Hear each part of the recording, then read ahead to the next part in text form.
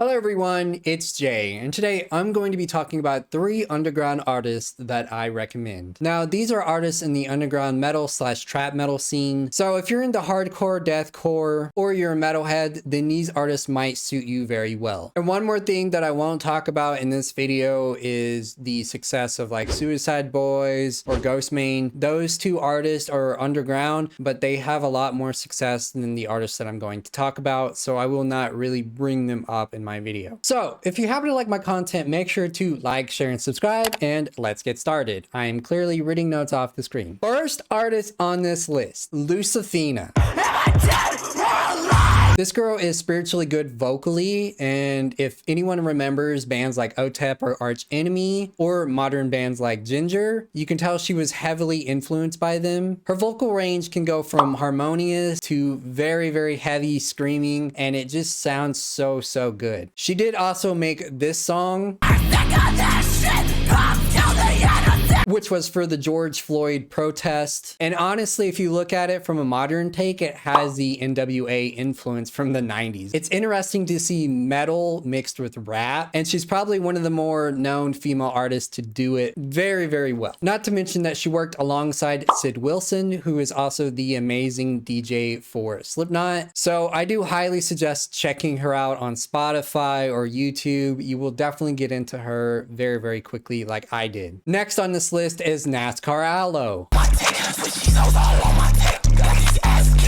He definitely defines punk culture with a modern take, which is screaming over distorted 808 beats. I personally love artists who are bringing back the punk culture from the grave, you know, people like MGK or Travis Barker. And speaking of Travis Barker, he actually worked alongside Nascar Aloe in one of his tracks, which is a really good banger. But speaking more on Nascar Aloe, he is changing the underground scene, and how he's doing this is by bringing the punk culture into it. He's definitely making the switch up in the underground scene by bringing 808 beats with thrash metal. Now, the metal elitists will hate me for saying this, but he's actually bringing people to older punk bands, and he is helping people discover, you know, their artistry. Bands like Black Flag or, you know, Blink 182, you know, similar to those bands, he's bringing more light in the underground scene to those bands. If you're into punk like I am, I highly suggest checking him out.